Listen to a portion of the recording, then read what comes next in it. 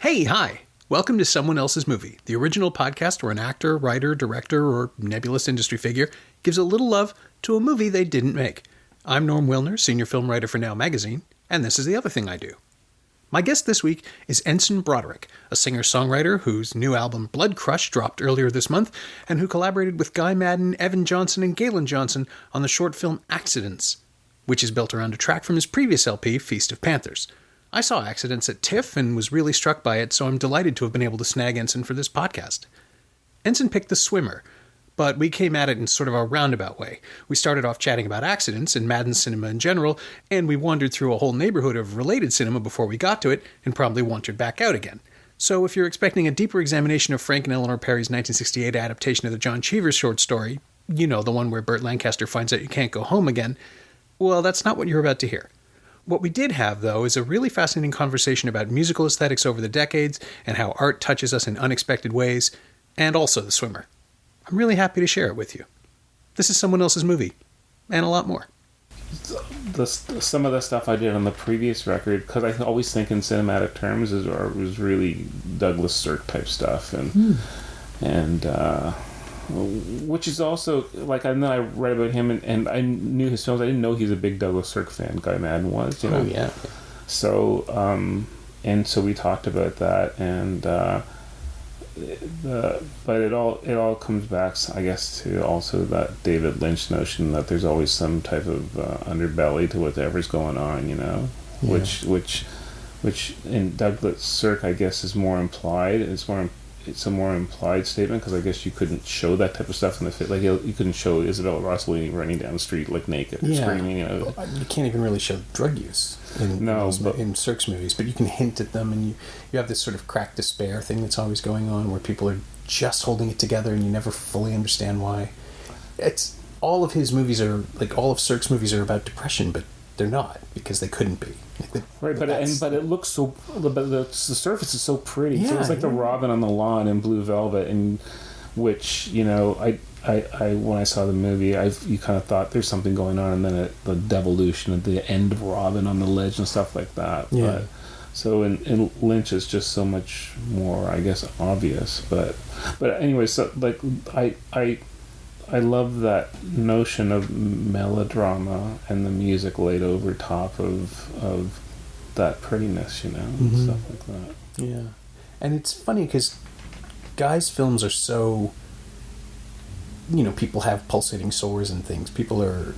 Sexuality and desire and violence come out physically in his movies in a way that they don't in the Sirk films, but there's a kinship, absolutely. There's this sort of weird melancholy and fragility. Oh, for certain, the melancholy. That's what I mean. That's even something like My Winnipeg, where it's there's nothing obviously kind of like there's no one in a radiator, no person in the radiator type thing. It's there kind of, and the narrator's voice and stuff like that, and the beauty of the snow. He said, well, you know, why do you want to work with me? I said, because I like how you make snow, you know.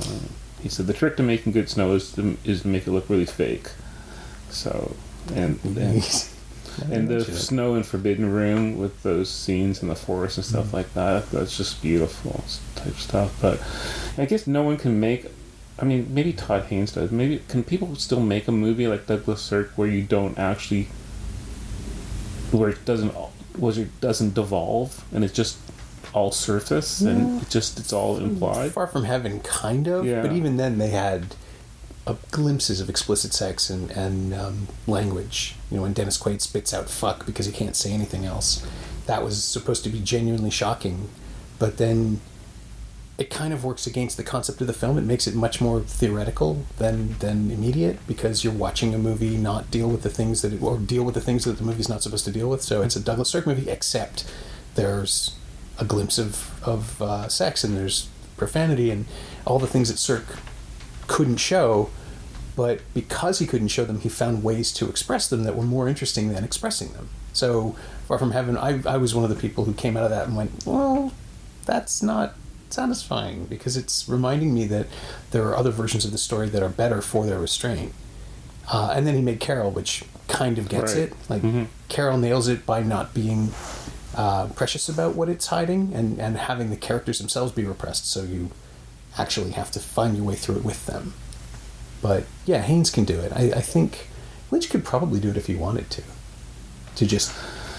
he would do it, I guess. But his fan base is waiting for like the other shoe to drop all the time. Yeah, like this is not screwed up enough. We need it to be more screwed up. There has to be something bad has to happen, obviously, like the end of the first Twin Peaks episodes in the original season, where it was completely, it was safe for television right up until the ideas started to crowd. Because it had to be, right? So, but I mean, for me, musically, I don't have that type of restraint and discretion to not have a kitchen sink pastiche type approach to it, So, and I think that irony, if that's the right term, is much better played out in film, and it's more dimensional, especially since music is a support of film as opposed to.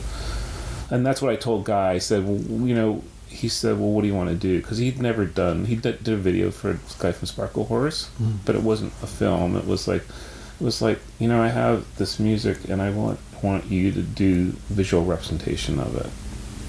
A video? No, not a video. I want you just to do Guy Maddin. So I don't need to make a video. Like in my age, I shouldn't be making videos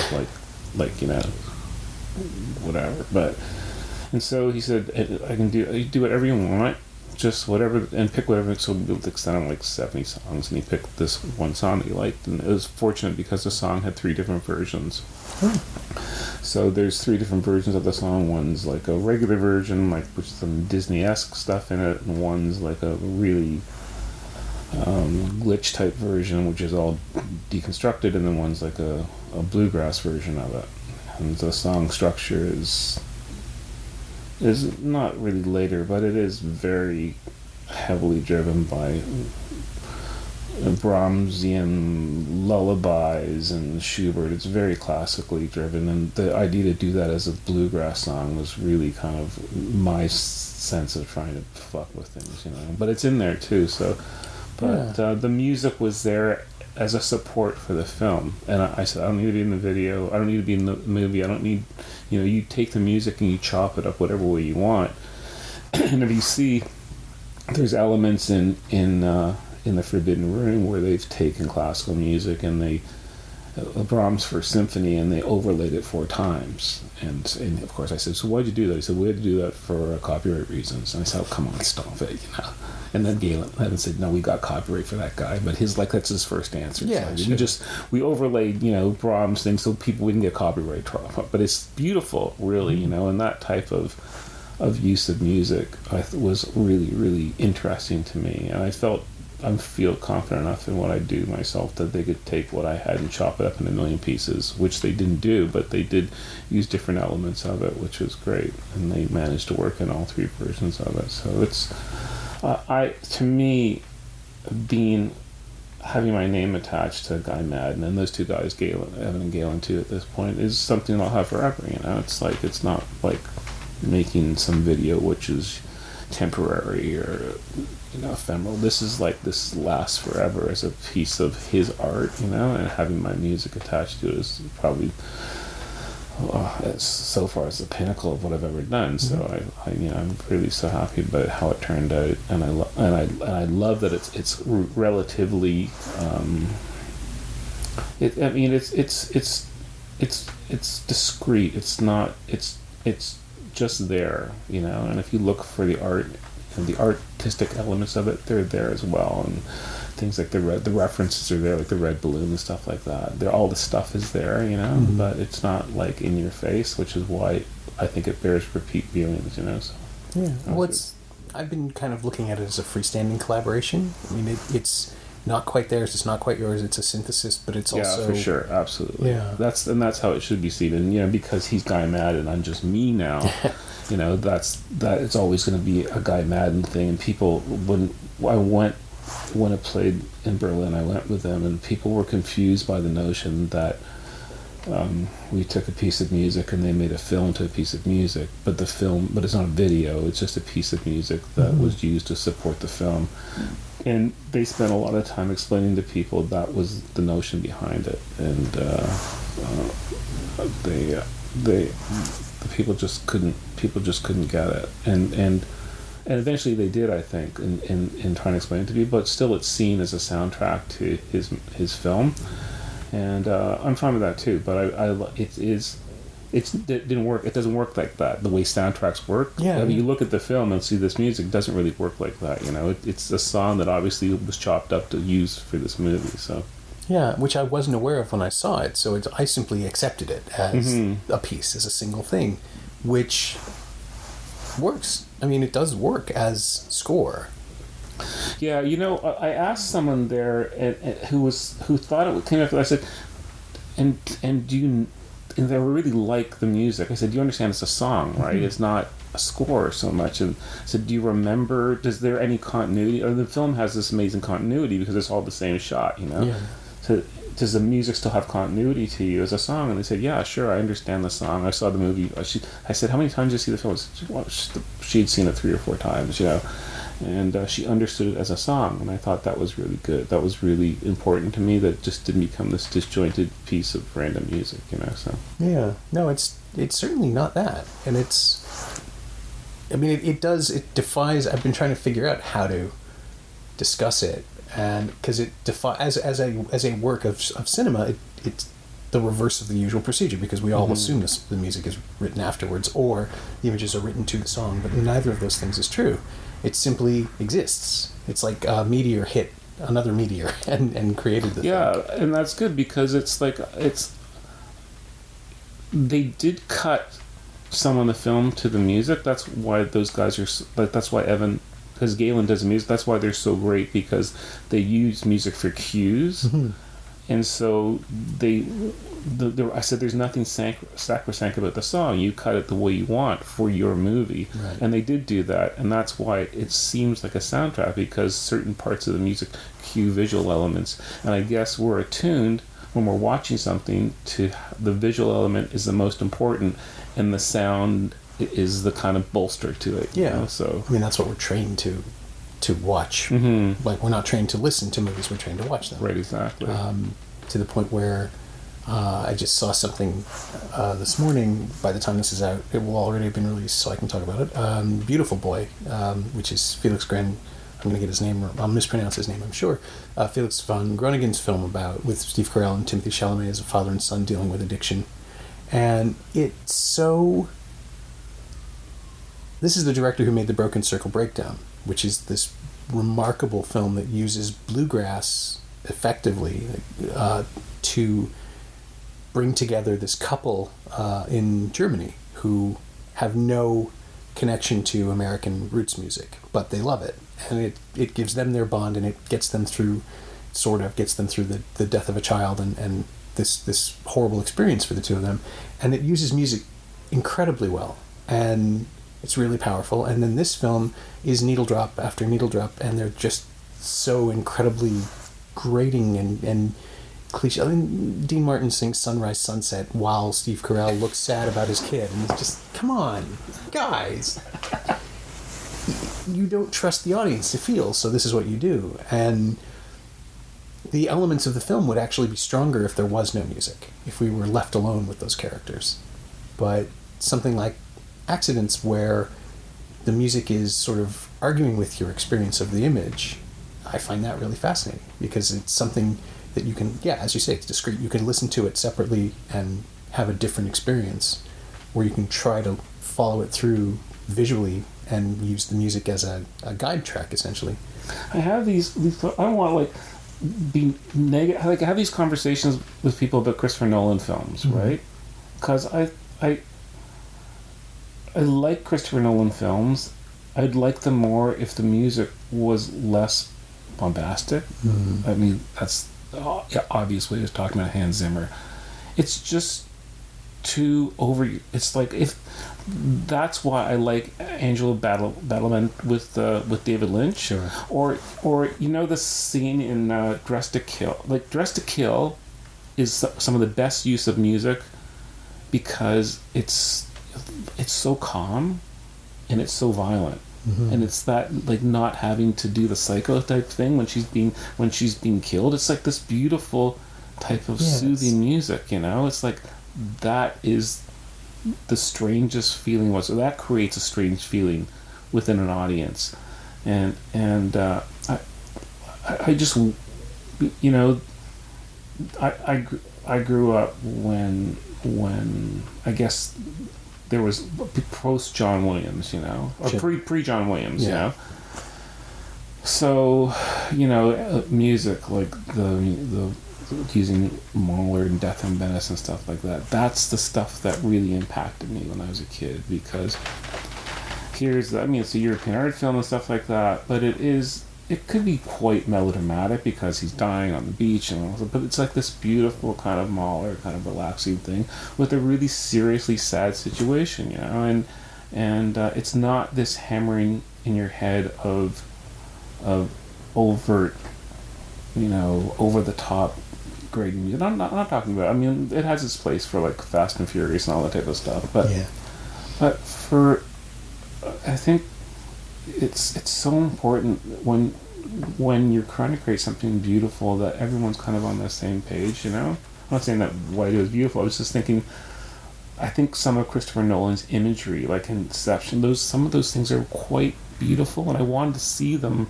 the Paris folding in each other. I don't want to see it with like this shrine in the back of my head, like someone's having their head sawed off, you know, by a synthesizer, you know. I know it's got its place and stuff like that, but it just... I think with Nolan specifically, he has turned into a filmmaker who's he's a sprinter who does marathons where everything has to be racing all the time. The music is agitation. The three Batman films have this kind of constant dun dun dun dun dun dun dun dun thing going on, where if your heart's not beating fast enough for this 2.5 hour film, the music will get you there. It helps because when the film ends, it climaxes. All of his movies just sort of slam shut since Memento, but Memento was the one that did it without music, and Memento it's more effective for it. It's the most subtle, you know. It's just like, if you look at The Prestige versus the Illusionist, which are basically, to me, not the same movie, but it's the same time. They were released like weeks apart. So the Illusionist music, which is Philip Glass's like arpeggio, it's still preferable to me than the Prestige thing, you know. I mean, the movie, The Illusionist, is preferable as a movie in general because I like how it looks, but the story's the same. It's just, I think you can do less, but I guess people have this type of predisposed notion, I guess, making those types of big budget Hollywood films, that you just have to have that agitation, you know, always, you know, and create anxiety in the audience. There's more anxiety watching Dressed to Kill Angie Dixon being murdered to like this gentle, beautiful music than anything else to me as a kid, and I remember it, you know. So, well, it's the stuff that you're just the right age for too. You were there to receive it, so it's powerfully. De Palma does that too. The scene in Body Double where there's got that beautiful kind of Italian lady singing synthesizer music. While and when the guy's watching her like through the window and stuff like that, and then it's true. I haven't seen Body Double in like 30 years, but I remember that. So it's got that beautiful type of Italian type music coming, and I think there's when the guy comes in, he's going to kill her. The music gets more agitated, but De Palma uses music really in a different way, I think, than other directors do. You know. Yeah. So. Yeah, it's almost like he blew out all the manipulation with Carrie when he stole the strings from Psycho, and then just realized, there's another way to do it. So The Fury has a sort of a lush score too, if I remember correctly. That's one. I just think it's such that type of. So it's the counterpoint. Yeah. So, but it's also like what I like. It's the use of counterpoint, juxtaposition, pastiche, you know, and I try to do that in my own stuff. So the song that Emily sent you from the record starts out kind of nice, and then it like as per me it devolves, you know, not the music, the music stays constant, but the lyrics devolve as the story happens, but there's no narrative. It's just kind of pastiche and things that get put against each other which aren't necessarily compatible, which great, you know. So to me that's cinematic in my head. I don't know how you would make a film of it, and that's why I would never be able to say, oh, I have the storyboard for a film. I don't think like a filmmaker. I think like a filmmaker that would just puts up random images, basically, you know. So collage artist. Yeah, like a collager. Yeah. Would you work with a filmmaker as an active collaborator rather than supplying pieces? Yeah, and I did commercials in the 80s and stuff like that, like 60-second commercials and stuff. So, you know, I know how that works and stuff like that. But I think that I might be susceptible to having the music start serving the film too much, as opposed to like being able to have the music have some type of insinuation, you know. The sense of insinuation in any type of art, I think, is way better. It's just less. It makes you think more, and leaves room for your own interpretation, as opposed to having someone hit you over the head with what they're doing and stuff like that. And I'm a huge Wagner fan too, but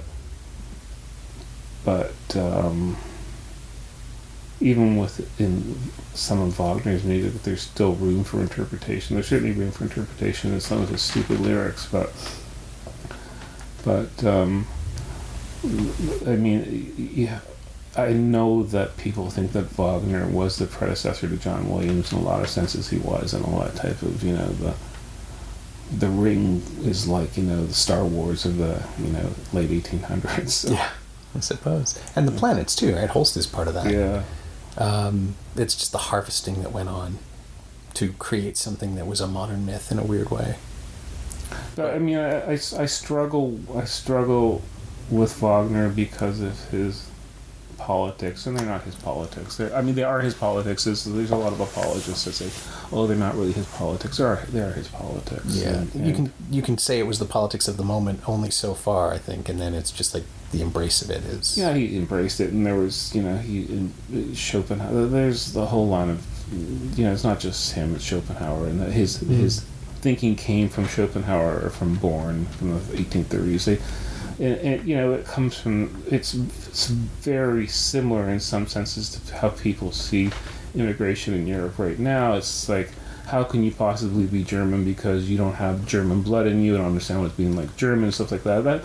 That's the same thing with Jews didn't have, you know, their own country. Right. So Jews can't write music that is inspired by a love and a patriotism for country because they never have their own country. Right. So it's not that Jews write bad music. Jews write good music, except it has no legitimacy because there's no reality to it. The reality being only if you have a country, a sense of country, like a German might have or a French person might have, can you write real German music. Right. Or an American now, right? I mean, that's the whole, that weird schism in country music where some of it is embraced by everyone and some of it's designed not to be.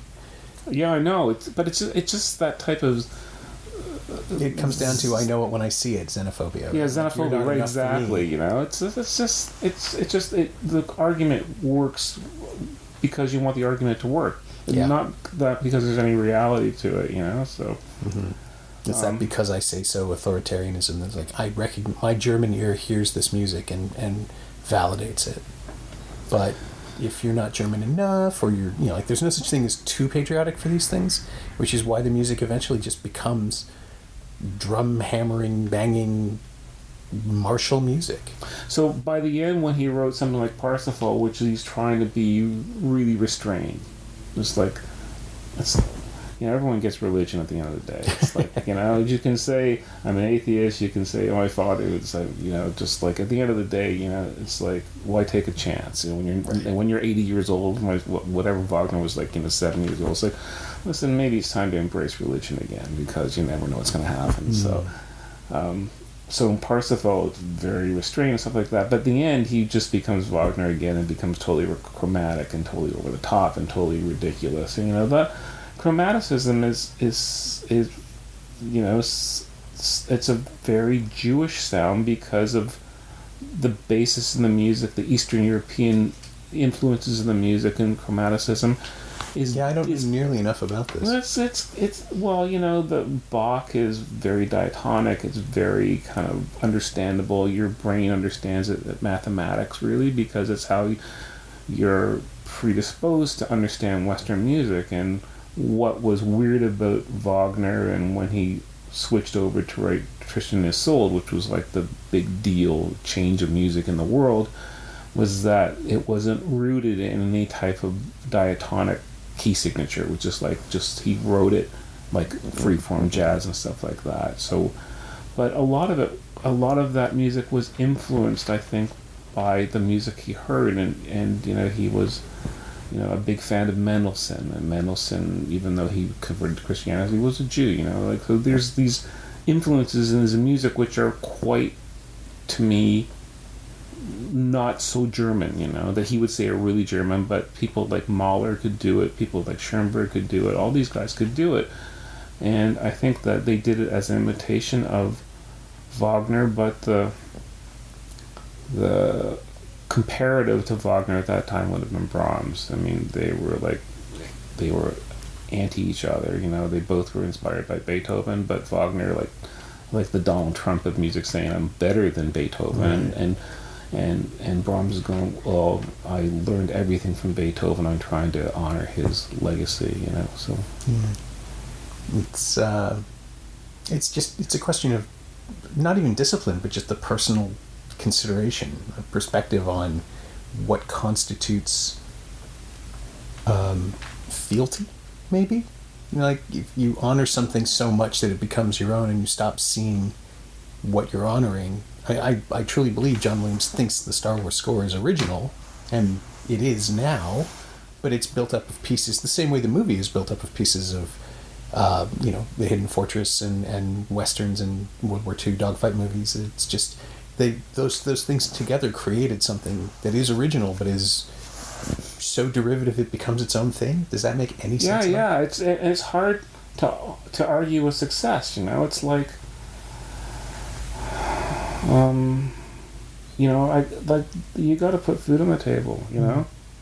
And John Williams has to write a certain way, and Steven Spielberg wanted him to write a certain way, and I guess George Lucas wanted him to write a certain way, and that's what he writes. It's just, and millions of people love it. So it's not for me to argue with it. It's not. I mean, the Boston Pops plays at a freestanding music. It's not my thing, but Mozart wasn't my thing either. It was just too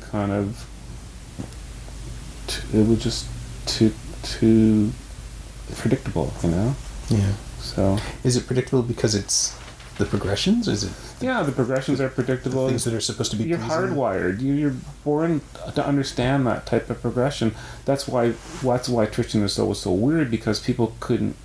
Tristan and Isolde is 4 hours of foreplay, theoretically, because they don't resolve the chords ever. You're always waiting for the chord to resolve. It resolves at the end of the opera. Right.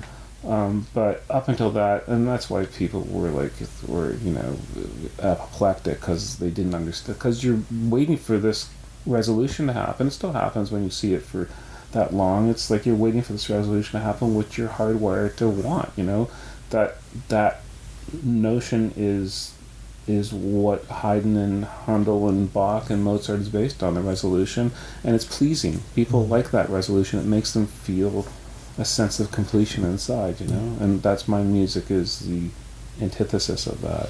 Or if I do it, it's done with a sense of, well, I'm gonna fuck with you, type thing, Right. Which is, I mean, it's I mean, everyone has their musical jokes, whether it's Mozart or anybody, but I think that and the good thing about the hard thing about writing, not hard thing, but the challenging thing about writing pop songs is that you have a certain amount of time where you got to get your message across, and whether that's 3.5 minutes or 4 minutes or 5 minutes, you really have to kind of, if you're going to be part of the art form, you have to kind of abide by the art form, and if you're think about guys like Irving Berlin or Cole Porter. They could do it in 3 minutes, 4 minutes. They get an entire complex theory across in 3 or 4 minutes, and you just walk out whistling it. It's like, that's a big deal. That's a really hard thing to do. It's such a hard thing to do. You know, I Got You Under My Skin, songs of that nature, which everybody loves, but it's also quite complex in how it's written. It's quite complex in the subject matter and stuff like that. It's that's really the challenge, to do that. So for me, it's trying to refine my stuff to the point where I can do that, but still be true to what I want to do. So in the song in Drowning Pool Eyes, which Emily sent you, it's like, it's basically a country type of, you know, vibe, but maybe with a twist to it. And it's just basically piano and a steel guitar. There's me playing bass. There's no other really instrumentation in it. So, but it's got this kind of ethereal nature to it. Yeah, it sounds like regret. I mean, that's the vibe that I took away from it. Yeah, it's well, obviously the first stanza kind of starts like a country song and like a country gentleman type thing. And when I think about it, I think visually too. So, you know, that notion of bluegrass or country music being filled with regret or filled with sadness or filled with sorrow, you know, what's the famous song, Man of Constant Sorrow? Those really amazing bluegrass songs, you know, and you know, I think, you know, Brother Where Art Thou is kind of like has a kind of this distillation of that, but it goes way before that, you know, and the notion of the lonely cowboy and stuff like, you know, there's this, the guy that painted the cover of Diamond Dogs and It's Only Rock and Roll in the mid-70s, he's a Dutch artist called Guy Peelart. He's dead now, but he did this book called Rock and Roll Dreams, which is a really beautiful book. He's like, does a lot of airbrushing, but he does a great picture of Hank Williams dead in the back of his limousine wearing a nudie suit, you know, and he died of amphetamine abuse, and, you know, all those guys took millions of bennies and uppers and stuff like that, ostensibly to stay skinny and to get in those nudie suits, I think, you know, but that type of imagery of high lonesome, you know. Yeah. And you know the scene on the top of the mountain in Mulholland Drive where they have a rodeo and the cowboy says, "That's the girl." That type of high lonesome notion of country music and bluegrass and stuff like that. That's kind of what I wanted to infuse in the song. So the song itself is relatively simple in its structure musically, but for me, I just can't leave well enough alone. So even though the first stanza is kind of, you know, is good, then it devolves into Burt Lancaster swimming through July from pool to pool. But then one of the swimming pools, I think, you know, I was going to use the word cement pond as opposed to swimming pools because I had to get in my Beverly Hillbillies, you know, thing. And then, you know, and there's like a Willie Dixon line in there from Manish Boy, and then then I had to go into Smetana, Bartered Bride. So, I mean, I just start going off tangentially, you know. Right. So it's just where it takes you. Yeah, it just becomes. It's, you know, it's. What if he wound up, like, I know he's swimming through Connecticut, but what if he wound up swimming from Connecticut to Beverly Hills and wound up in Jed Clampett swimming pool, you know, listening at Pond, you know, and stuff like that. And Miss Jane, and, you know, Miss Jane was there and stuff like that. It's just like, it's, to me, that type of pastiche and stuff like that is interesting, and it's the rub. It's taking, you know, something which you're not expecting and rubbing it against something which is totally different, you know, and that's why I like, you know, how Brian De Palma uses music, and that's kind of how I like. But I guess that's just how I grew up, you know, and it wasn't people listen to my music now or listen to my records now have a challenge because there's no real continuity from song to song. You skip from a funk song to a glam song to a country song. But for me, growing up in Toronto, radio stations, Chum AM, that's what it was. You know, you would listen to a Motown song, and then they play like Charlie Rich doing Behind Closed Doors, and then you listen to like a rock song, and then they play a reggae song before Bob Marley, like David Ansel Collins. Music was less compartmentalized back then. There weren't music tribes back then. It was just like everything was available all the time, Yeah, I wonder if too Toronto just had the advantage of being outside the mainstream in terms of production. Like Detroit would be playing Motown. I guess so. Chicago with soul and all that stuff. AM radio, there was no FM radio, so AM radio, like BBC One, kind of had to play everything. BBC One, kids that grew up in Britain had to listen to vaudeville and had to listen to rock music, they had to listen to ABBA, they listened to everything all at once or they listened to pirate radio and stuff like that. Right, yeah. The Chum Chart was just full of everything, and yeah, it wasn't top 40 as people know top 40.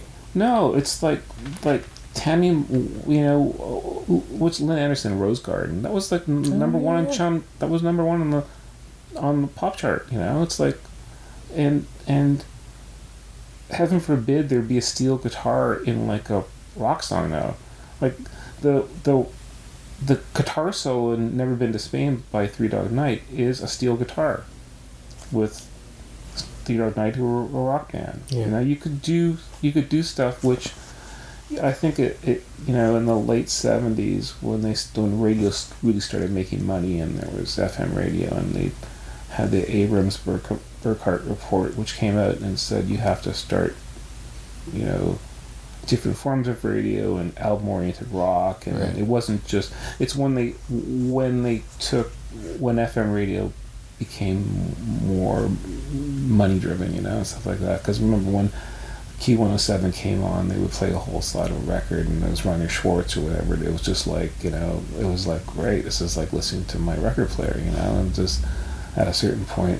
The game was over in 77, 78, and they said, listen, just, it's going to be all formats and stuff like that. And they wiped out country music off all the pop charts, and then country music had to make their own pop music, which wasn't like the new Nashville and stuff like that, which wasn't really interesting. Like Lee Greenwood was like the face of new country back then. Mm-hmm. It's like now he's singing whatever that stupid song is for Donald Trump, Oh, that's right. I was thinking about John Denver and how he kind of straddles it, because there's that hazy quality to a lot of the lyrics, but they're still so sad and mournful and clear-eyed that it doesn't sound like Take Me Home Country Roads is an upbeat song about a downbeat concept. And then Soderbergh goes and reclaims it at the end of Logan Lucky and has a kid sing it, and it's just like, yep, that's what this should be. This should be innocent again. 10 years longer after his death. Oh yeah, sure, yeah. Longer. It's just you find the way in for a new generation, or at least you show a new generation finding their way in. It's something that I'm completely underqualified to discuss musical theory, but the stuff that fascinates me is the way that things come in waves and never really go away. That there's something scratching around inside a genre that just needs to come back out again here and there, like the resurgence of 70s soul, partially because of Tarantino using it so heavily in the 90s, and then the resurgence of Motown that followed that with the Funk Brothers being rediscovered in 2001 or 2 and just rolling and rolling and rolling. The songs, that's like the big chill in the 80s started it maybe even, but those are like, that's white boy blues now, that an entire, I don't even know if I'm articulating this right. It wasn't the boomers. It was the post-boomers. Gen X got exposed to it because the boomers were listening to it. And now it's been embraced and reinterpreted a million different ways to be signifiers, the way Drew Goddard uses an alternate 60s soul soundtrack from Tarantino's choices in Bad Times at the El Royale, where he basically has a character who exists only to be a singer and to sing mostly a cappella versions of these incredible soul songs, and it doesn't serve any other purpose in the film except to be pure pleasure. But Drew Goddard is my age. He's in his late 40s, maybe not even that. He might be in his early 40s. He might be younger than me, but he's that guy who has embraced it so wholeheartedly, the stuff that was written before he was born, and he's bringing it back now, and it's in a different format because it's something that he loves, maybe without having any sense of where it came from. He just knows it's always been there. I think that's what pop music or pop culture is all about. You know, it's like that's. And first of all, everyone loves sad music. Sad music, is always a hit. It doesn't have to be, I'm going to slash my wrists and stuff like that, but it has to have that notion of melancholy, a bit of melancholy, a bit of regret, a bit of, people relate to it automatically. Like, even Justin Bieber singing Sorry is that's it's such a simple, beautiful song, but it's like Sorry. It's about, it's in his voice, you can see. But, I think that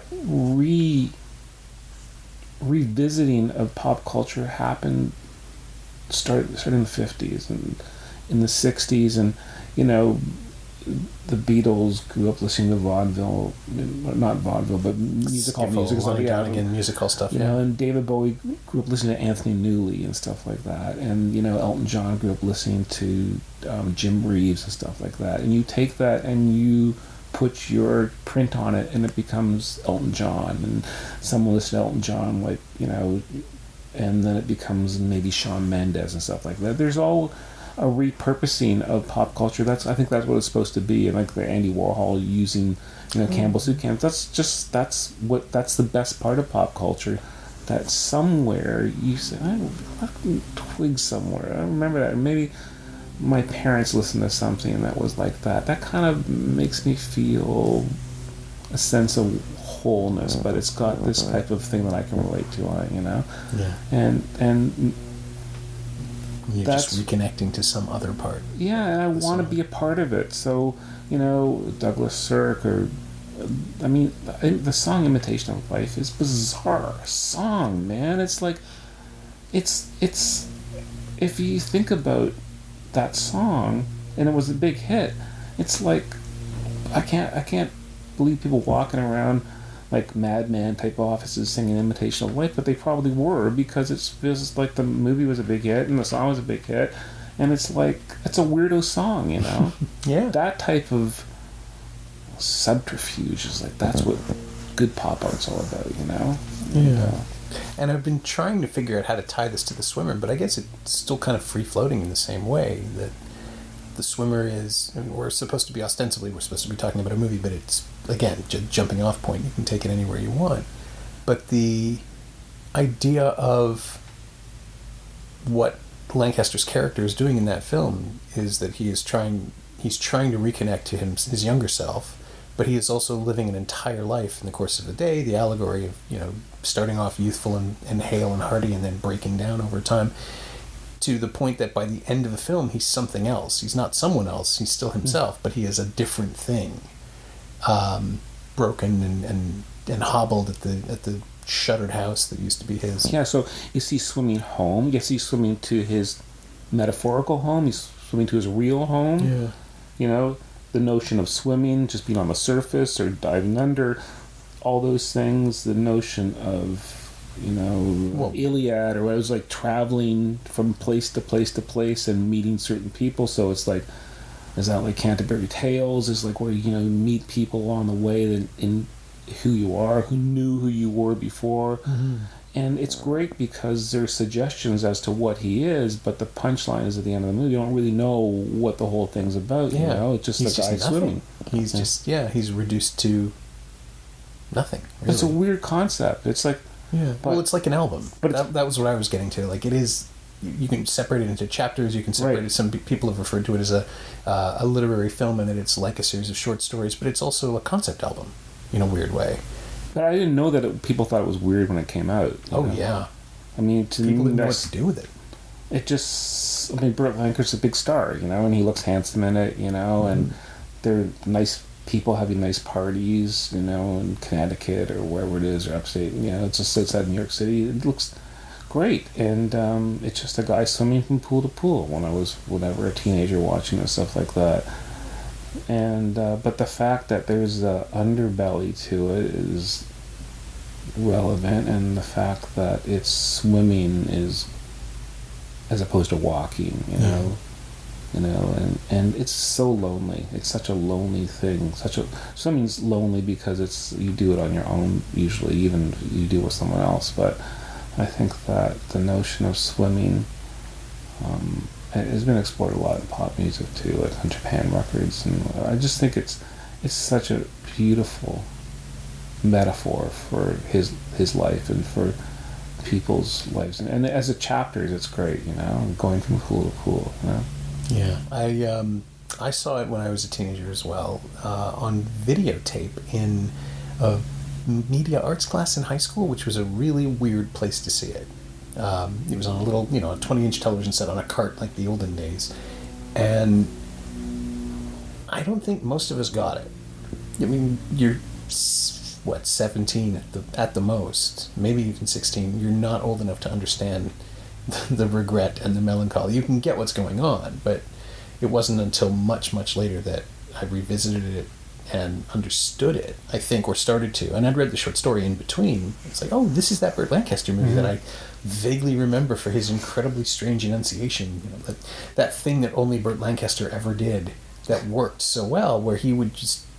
He was the guy who, in the 60s and 70s, was doing Golden Age enunciation. And he made it work. Every time. Pool to pool, they form a river. All the way to our house. That nobody talks like that. Certainly no one else in the film does. And it's fascinating because he feels like he's arrived out of decades of stasis. Like he's been frozen in a swimming pool, which finally thawed, and now he's out running around and I mean, he might as well have been. We don't know where he was, but we know he wasn't there with these people. And it's just so strange, and it's such a remarkable choice for Frank and Eleanor Perry to cast him, but also for him to think he could do it and understand how.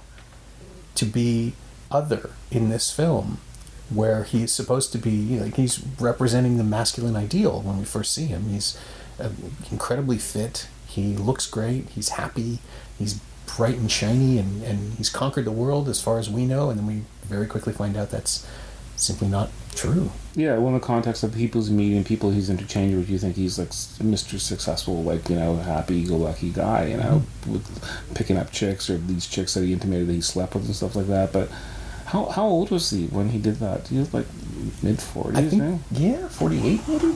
Yeah, he's in great shape. Check this right now because I should. Well, the man was he was trained as an acrobat and a gymnast. It's the kind of physicality you never really lose, as I understand it, as long as you don't just completely collapse into alcoholism.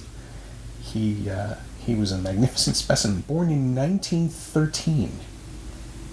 Holy cow! So he was already... Wait, that can't be right. He's in his 50s. The movie was 68. Yeah.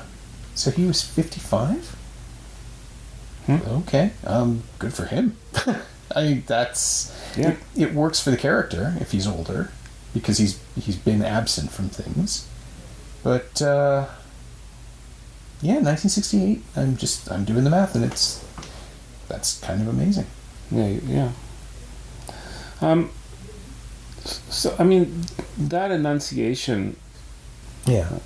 He doesn't sound like anything. He sounds like he traveled out of the radio. It's remarkable. And he never gave it up, but it suits the character in The Swimmer even more, to isolate him, I think, to separate him out from everybody else. They've all moved on and sound more modern. What was that Fellini film? What was that? The Leopard. Yeah. Yeah. Oh, yeah, Giuseppe Lampedusa. Mm-hmm. No, but wasn't he in that movie with Fellini's wife? It's not... I forget what it is. Where they were in the circus together, and...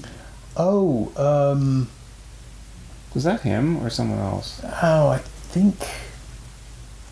we were thinking about Visconti directing The Leopard, and La Strada is the film you're thinking of, right. Which is Anthony Quinn. Oh, Anthony Quinn, okay, right. So, yeah, but it all does sort of mix together in a weird way. There's a physicality that carries over the strong man versus the trapeze artist. Yeah, I just wouldn't think of Anthony Quinn being cast in that film, and it's just I didn't. It's just the American actors being in Italian films. I mean, I guess. Was it because they wanted to be in art films, or were they looking for work, like Victor Mature, and stuff like that? Were they looking for work, And I think it was a good way to have a vacation. Yeah, maybe to get to spend a couple of months or a year doing a run of European films and then come back with the art house credits as well. Everybody benefited. It's probably easier to get movies made with American talent then than it is, maybe less so now.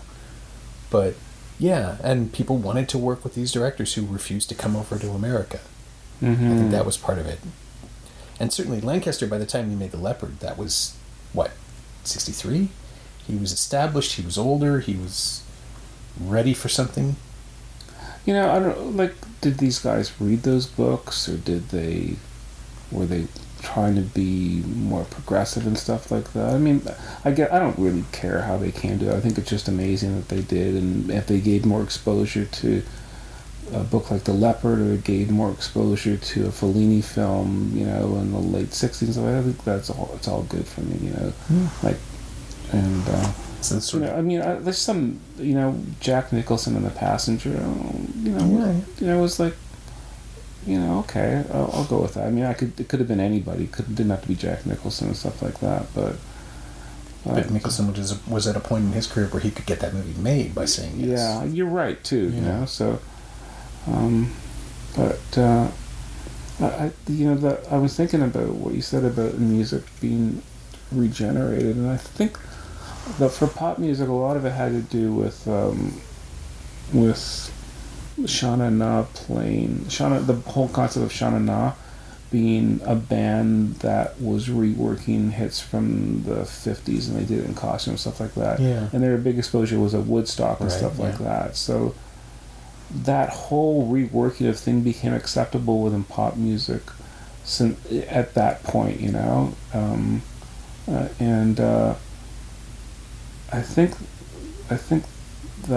I think funk music is really an underappreciated genre, even though everyone loves it. Mm-hmm.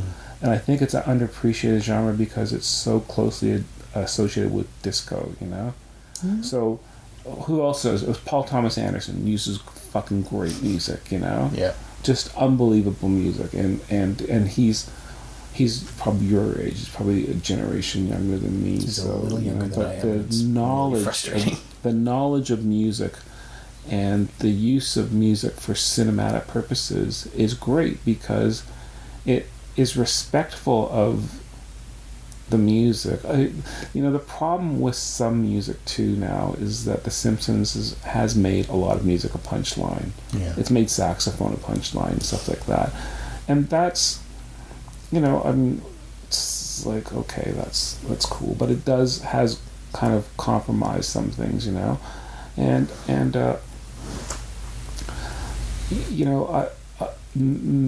I've never saw disco music as a punchline. I mean, I still get shivers seeing John Travolta walking down the street to Staying Alive, and all the music on Saturday Night Fever is amazing, all of it.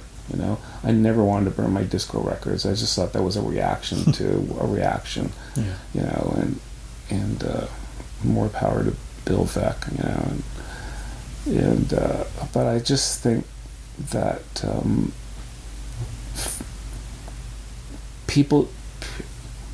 hip-hop music is such a strong cultural movement, and it has been for so long, that it's kind of, I think, the African American music that influenced hip-hop music as the initial samples has kind of gotten, because hip-hop is so stripped down now, it's just like, if you listen to Drake music, it's just like beats and maybe some type of synthesizer thing, which may have been 80s or 90s based. But, the hip-hop music was originally sampling funk records, Funky Drum and all that stuff, and that's just kind of gotten lost. Now I think that funk music is probably, I mean, it's because I love funk music so much, and it's something I'd love to do, is a genre which probably is one that could be,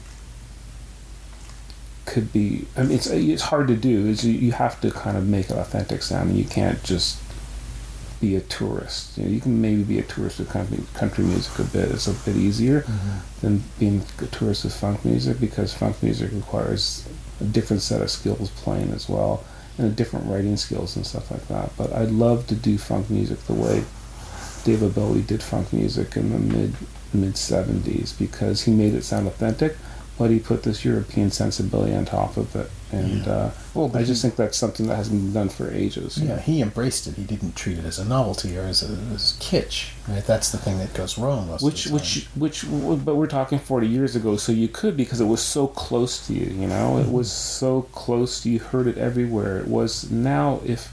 You know, the last record I did a funk song, and the actual track was recorded in 1977, 76, and people were amazed because it's me singing in 1977, 76, and I just kind of updated it, remixed it, and stuff like that. But it was so much closer than it is now. You know, trying to listen or find, and I'm not talking about the Daft King or the guys from Brooklyn who do. You know, even Mark, like Bruno Mars is like, I mean, it's not real funk music to me. And I'll probably get killed for that. It's just like, Bruno Mars is just like cartoon funk music, and it's part of the extension of the punchline notion of how people treat music. It's like, funk music is the muscle of most pop music, and because it's an extension of blues and the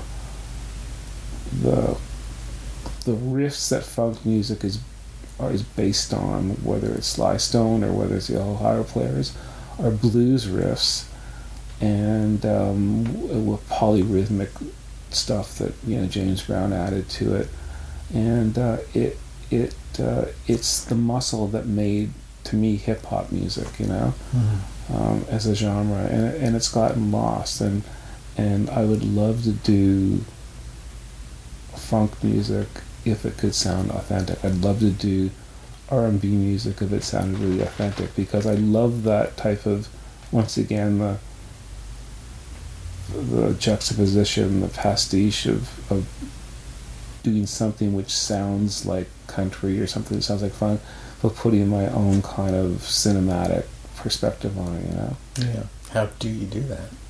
I don't know. I mean, I've been researching who to play with and who to get to do it, because I have a fundamental understanding of country music. I grew up with it.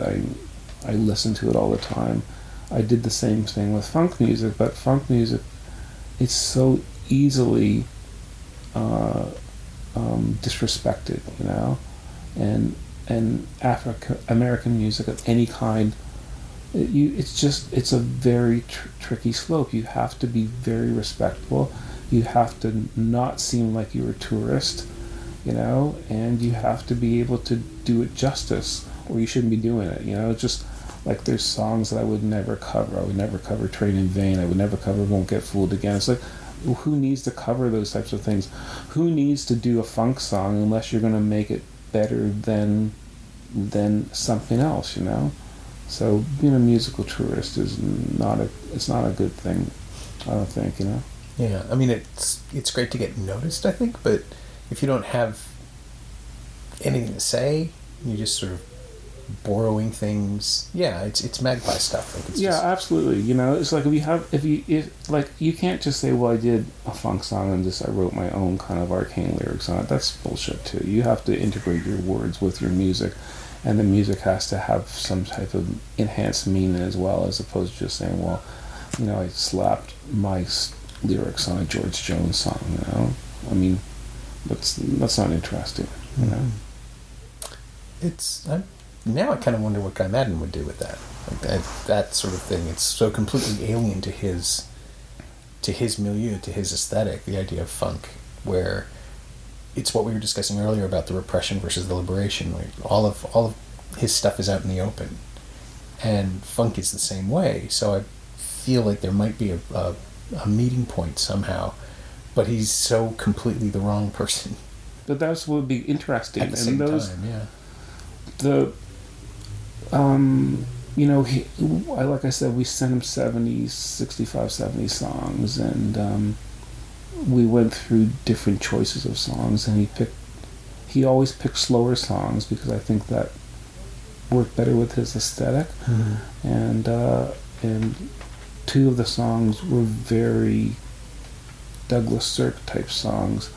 The what they eventually chose was a deconstructed version of Accidence, which I think played better to what Evan and Galen were looking for, but because it wasn't immediately apparent, I said, well, there's a Disney version of this song, like the end of Maleficent, where like Lana Del Rey is singing Wish Upon a Star or whatever it is, and there's also a bluegrass version of it. And I think if you're going to pick this song, I want you to use all three versions, which was different for them because it was easy to access a deconstructed version because that's how they kind of make their movies and stuff like that.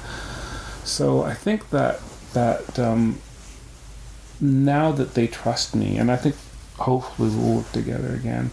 Now that they trust me, then if I said, well, let's kind of look at this song, and it may not be what you guys generally work with, but I think it will work cinematically because of the source material in what I'm saying and stuff like that. So,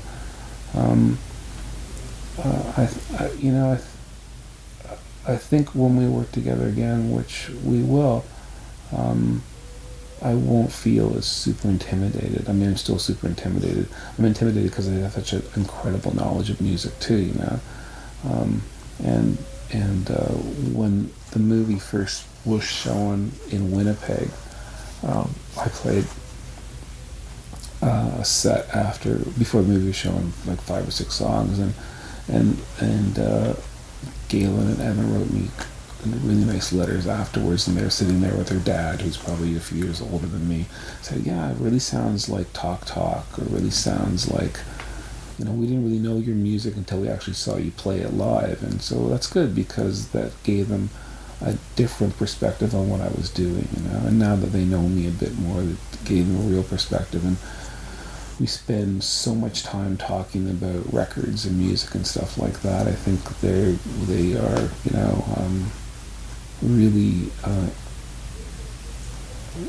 really more expansive in how they would approach making another short with me. I'd like to do that. I'd like to do that with. I mean, I'd love to work with Xavier Dolan too, but he's like super busy. But I wanted to work with him like 5 years ago because I thought of all the people in the world, he would understand what I was doing, and with the posters on the wall and stuff like that, I also wanted to work with Francois Girard because I saw his version of Parsifal in New York, and it's absolutely beautiful. It's really quite reserved. Yeah. But I'm not like a huge fan of Red Violin or anything, but his live staging of Parsifal was so beautiful, and I guess I'm just a sucker for insinuation, which I think a lot of Accidence was insinuation. That being said, I made a video for the new record, which is me singing, which is absolutely contrary to that. So it's just, but I think that any type of music or film or art which has that layer underneath it, which makes you think that there's something else is going on, is really the most interesting type of thing. And I'll take it back to when I was in high school too. I had a great English. I was really kind of outcast in high school. I didn't fit in with anybody, and I wasn't hugely popular. But there was always one teacher, I think, for most people that may have helped them along. So I had this one teacher in grade 11 who was an English teacher, and he kind of didn't pay any attention to the syllabus. What he did was he took 2 books and 1 movie, and that's what we did that year. So he spent from September to December, we spent reading Great Gatsby word by word. Okay. And he explained every single undercurrent to what was in the book, and the whole notion of those eyes for T.J. Eichelberg. He explained everything, and to me, that's how art should be. That's how my mind works. Maybe other people don't see it, but that's why it takes me 3 years to read a 100-page book. It's because I go back and try and figure out what every single word means. And what's funny, the movie that he showed me, which I still don't understand why he did, was Lady in a Cage. the Olivia de Havilland. Yeah, It's such a weird, but it was melodramatic and did he do a deep dive there as well? Yeah, he did. But I don't remember it as much as like he did the deep dive on Great Gatsby. He did one on Catcher in the Rye, and he did, and we spent like maybe a month on Lady in the Cage, and we watched it over and over again. And I think it was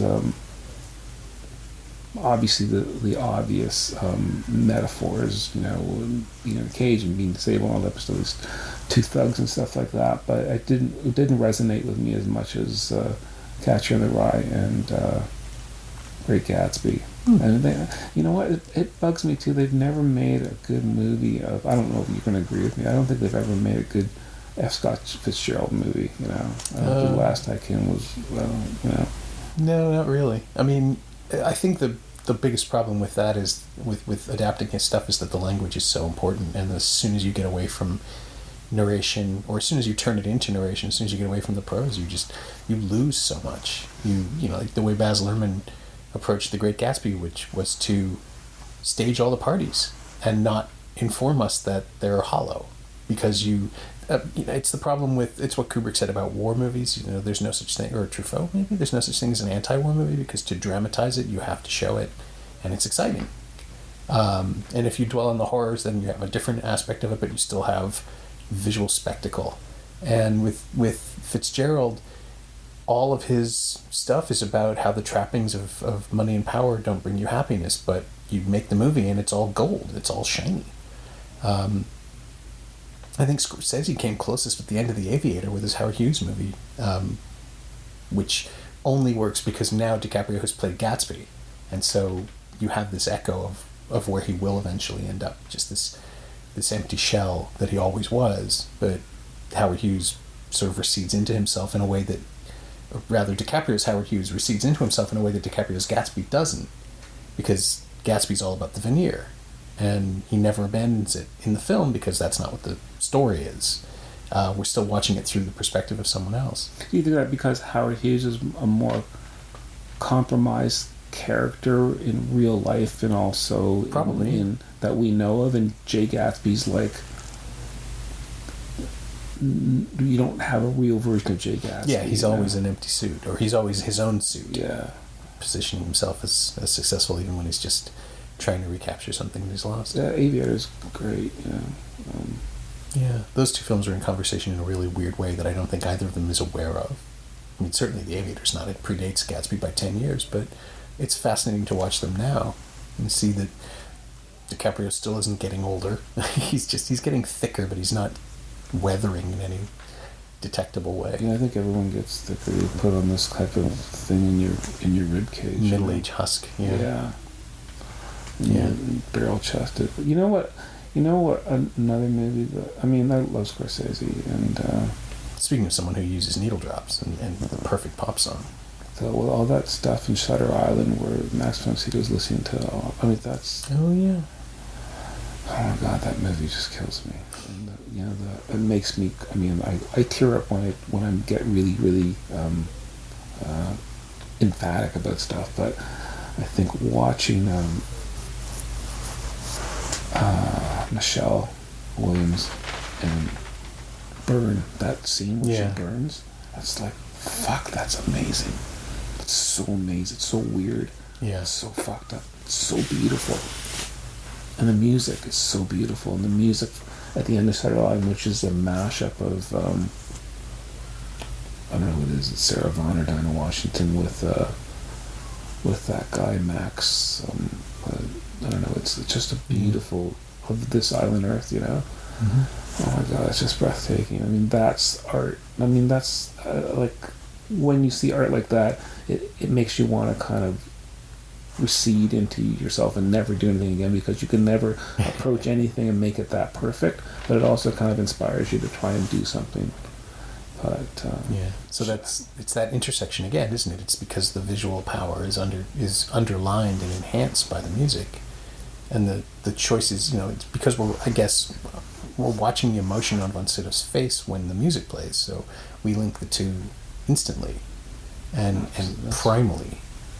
That's just amazing. amazing stuff, you know. I mean, it's Scorsese does it a lot, you know.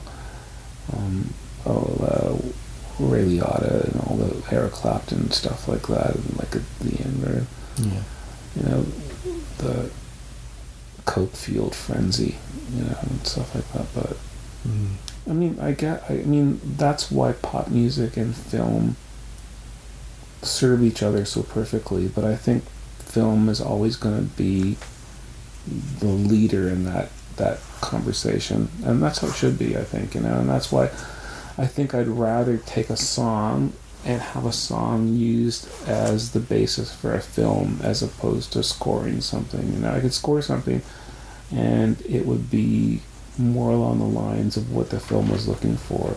But I don't like the idea of making videos because I think I don't think they have any permanence, you know.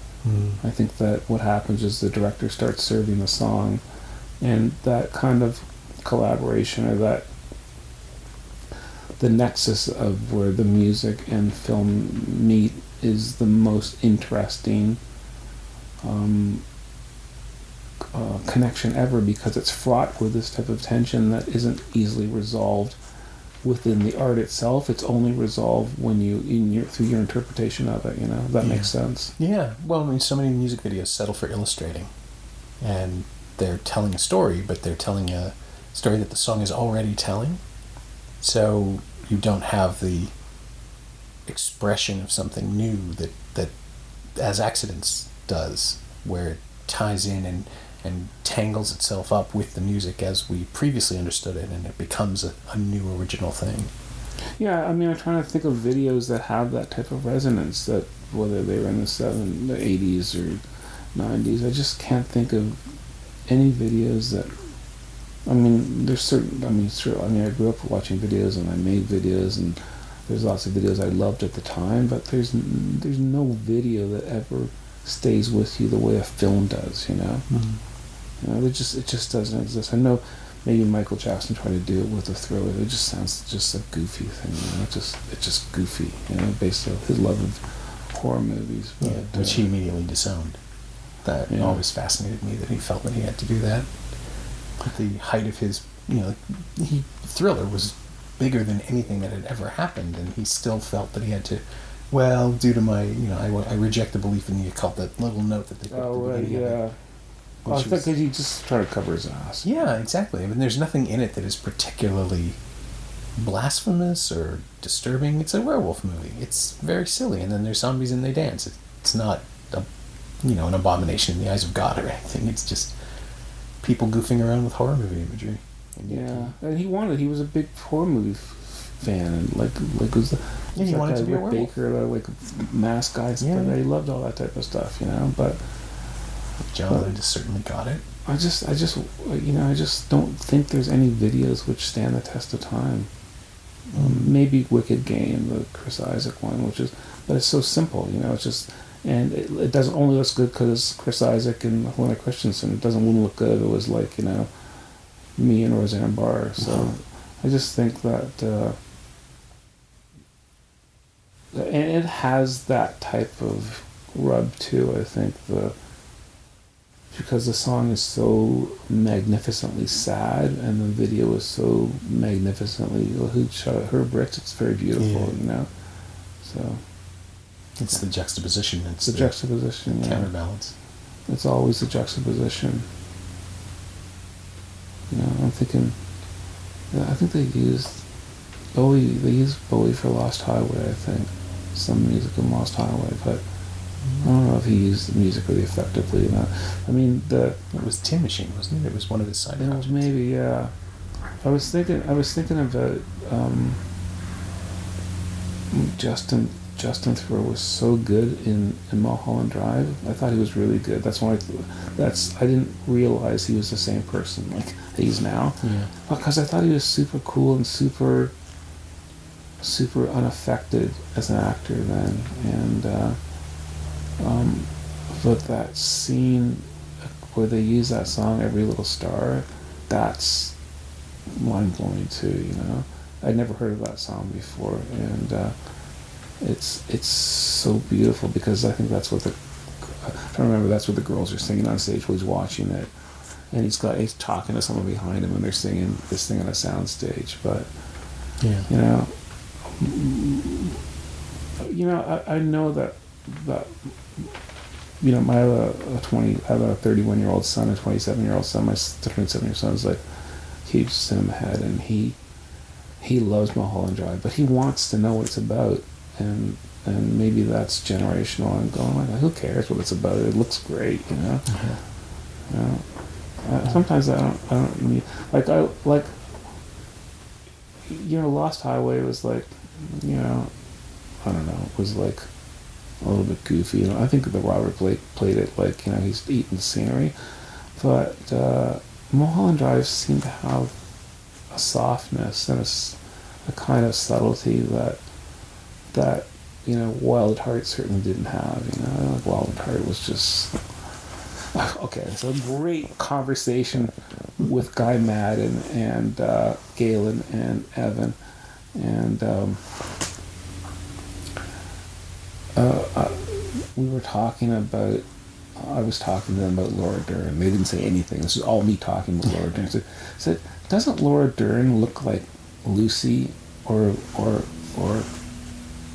maybe it's Charlie Brown's sister, where they get really upset and they make that mouth that looks like an infinity sign? Yeah. Doesn't Laura Dern do that in every single movie? Is that part of her contract that she gets to make that crying, screaming face, like, oh, sailor, and her mouth goes into an infinity sign? She'll do it for Lynch, absolutely. Yeah, I think that's what he relies on. Well, she did it for whatever it is, Big Little Lies, whatever it is. It's just like part of her contractual obligation to make her mouth look like that, Yeah. I wonder if maybe that was it, right? Valet knows she can do it, so he wants her to do it for him. I guess the so. idea that this but is it's like quality. it's not a very attractive face, Yeah.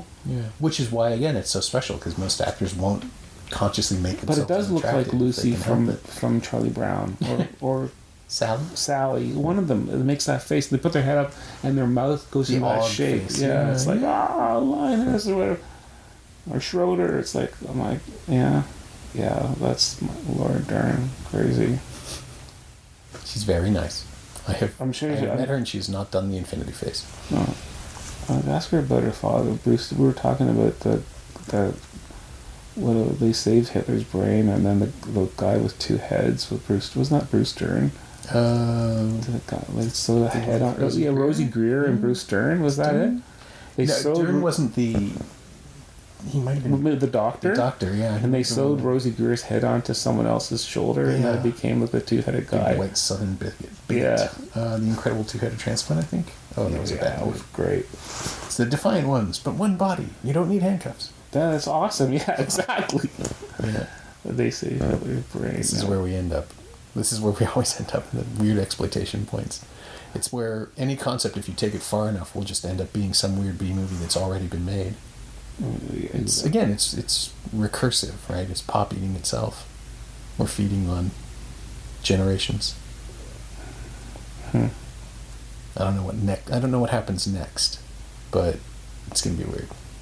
I mean, people are inured to seeing violent happenings, and like even in the space of 6 years, the Purge movies have come back to the present day. The original idea was that it was set in the weird future of the 2020s or something in 2013 whenever they made the first one. And now the newest one, which just came out on disc, it came out this summer, is the first Purge, because it's next week, it's tomorrow. It's always been about the idea that, dystopian science fiction comments on the present day. They basically just stopped pretending it's dystopian science fiction, saying, no, it's happening. We're living it. This is where we are now. It's become just another action movie set in the present, in the here and now. Well, yeah, I think maybe things will become smaller. I don't know. Things are so large and so over the top and so fantastic. Maybe life will get smaller for people. Maybe film will get smaller. Maybe it'll be more introspective. I don't know. It's like everyone's kind of living in 5-second sound bites and stuff like that. So, I mean, I know that my interests are only in doing things as they pertain to make sense to me, and trying to retain that sense of authenticity, because what I do is who I am, you know. Mm-hmm. And not trying to be someone who I'm not, and not try and be. I mean, it's one thing to adopt this personality, which I've had since I was 12 years old, as Ensign Broderick, and it made it easier, based on trying to keep myself separate from my previous music career and my previous business career. But I think that that it's important to, and I know this is overused all the time, being mindful, but it's important to know where you are, especially at my age. It's important to know where you are in this world. It's important to be able to know where you are in this world, so that you can do something which is leaving the world. Doesn't matter if it's smaller or it's a better place than when you entered it, you know. It's like, you know, do something which is good for someone else. Do something which is good for the future of the earth, and, you know, whether it's ecological or environmental, artistically, do something which makes the place better. And maybe big, huge blockbuster films are giving people huge amounts of pleasure, and maybe that's their way of doing something better for someone. I don't know. I mean, I think that if you're going to make an effort to make the world a better place, and not because you're egocentric, and not because you want your name attached to it, but because you think that's your obligation as being fortunate to be given life, that you have to leave something that's of value, that people will be able to use or not use, is important. Without ego, though, certainly without ego, with just the sense that you left something which has some longevity, as opposed to something which is, you know, here today and gone tomorrow. So I can only try and do what I know how to do, and I can only try and make it as authentic as I possibly can be. But I mean, I think that everyone has to be able to answer with what they do, whether you answer for your journalism, or whether you answer for your music, or whether you answer for, you know, anything you do as your own. You have to be able to back it up, you know, and have some legitimacy in what you do, and hopefully it's for the right reasons, you know. Yeah, I mean, all we have is who we are, right? I mean, the perspective that we bring to whatever it is we do. I mean, I definitely feel like I'm wasting my time sometimes, but that's still necessary to do the thing that I'm doing. To, you know, sit through Venom in order to write about Venom. You can't just phone it in. You have to have the experience, even if it's unsatisfying. Well, I think that your ability to educate people through your writing, and, you know, tying Venom back to some other allegory or other metaphor within writing, so that it's like, even if it's just one word, someone understands that there's something happened before that kind of allowed Venom to happen. Right, you know? The historical precedent, the artistic precedent. Something happened before that made Play That Funky Music, White Boy a song to let it happen. You know, there's lessons, and people like it's hard to teach lessons now, and you know, not that like I'm any great, you know, authority on things, but I think that if people listen to one of my songs and said, hey, that line's from a Willie Dixon song, and then went to listen to a Willie Dixon song, then that's not a huge lesson, but at least it's something, you know. And I think that it's important to feel like you're contributing in a way which will have some meaning to that may outlive your own existence and stuff like that. Because we're talking about people like that. We're talking about Burt Lancaster. We're talking about Douglas Sirk. We're talking about people that had influence in our lives, you know. And it's not just the movies. It's the cinematographers, and it's the set dressers, and it's everybody. It's the grips. Everyone on those movies had an influence in what made those movies as wonderful as they are, you know. And all of those people contributed, you know. So it doesn't have to be. You don't have to be like Visconti or, you know, Bertolucci and stuff like that. You can always make something if you can always make a contribution if you come at it from, I think, a sense of humility and a sense of generally wanting to make the world a better place, you know? Yeah. Leave the best pieces of yourself tied to whatever it is that inspired you. I like that.